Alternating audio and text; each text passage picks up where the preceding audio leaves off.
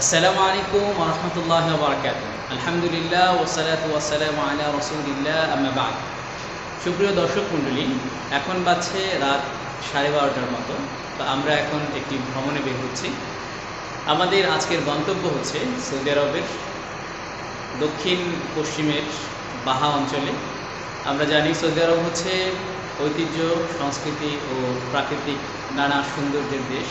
এখানে যেমন পাহাড় রয়েছে, তেমনি রয়েছে মরুভূমি, আবার কোথাও কোথাও রয়েছে সবুজে ঘেরা মনোরম দৃশ্য। তো আমরা এই ব্লগে আপনাদের সাথে বাহার প্রাকৃতিক নানা সৌন্দর্য দেখাবো এবং চেষ্টা করব বাহার ইতিহাস ঐতিহ্য তুলে ধরার। ومن العمل ما ترضى।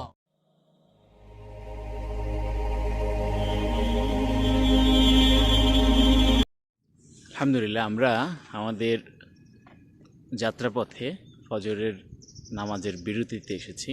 তো যে জায়গাটাতে আমরা এখন নামাজ পড়লাম এটা হচ্ছে জামিউন নাখাল। জায়গাটার নাম আমরা যেটা জানলাম সেটা হচ্ছে নাখালা নামক জায়গা। জায়গাটা আসলে খুবই সুন্দর একটি জায়গা এবং মসজিদটাও রাস্তার পাশে খুবই সুন্দর।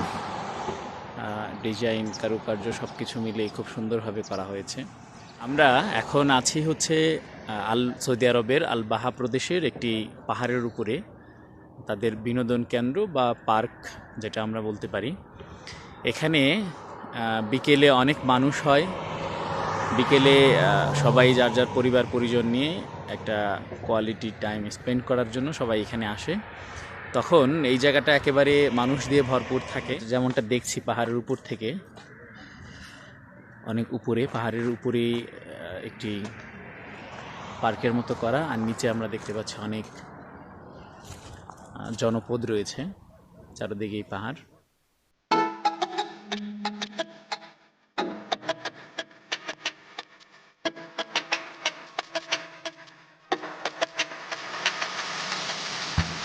সুপ্রিয় দর্শক মণ্ডলী, আমরা আল বাহার হুসাম পার্কে এখন আমাদের তৃতীয় পর্যটন স্পটে আছি। তো আপনারা দেখতে পাচ্ছেন সুবহানাল্লাহ, পাহাড়ের খুবই উপরে একেবারে খুব সুন্দরভাবে কারুকার্য করা।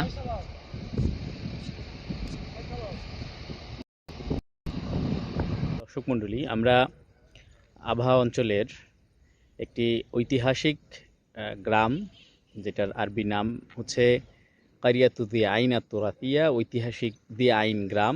এই গ্রামটি আমরা দেখতে এখন এসেছি। খুবই সুন্দর একটি পরিবেশ।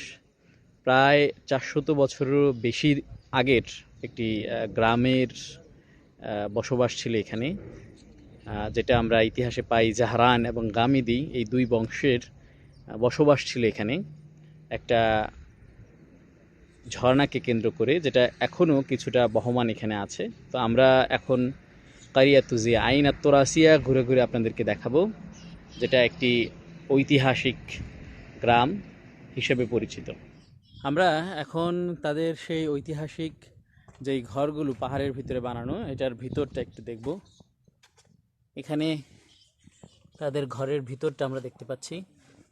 সিঁড়ি দিয়ে এমন ঢোকার পরেই দুইটির মতো অংশ করা আছে।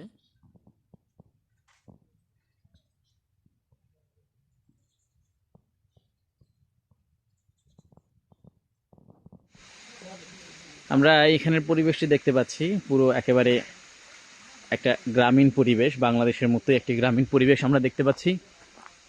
এখানে আমাদের বাংলাদেশে যেমন জমি চাষ হয়, ঠিক এমনভাবে এখানে কিছু চাষবাস করা হচ্ছে। আমরা দেখতে পাচ্ছি কলা বাগানের মতো করা আছে এবং আরও কিছু এই জাতীয় এদেশীয় কিছু শাকসবজি এবং কিছু ঔষধি গাছ টাছ করা রয়েছে।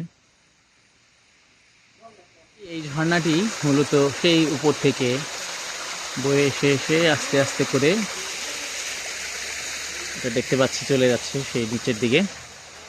যে ঝর্ণাটিকে কেন্দ্র করে মূলত এখানে একটি বসতি গড়ে উঠেছিল। এই ঝর্ণার নাম অনুসারেই এই গ্রামের নাম হয়েছে কারিয়াতু দি আইন।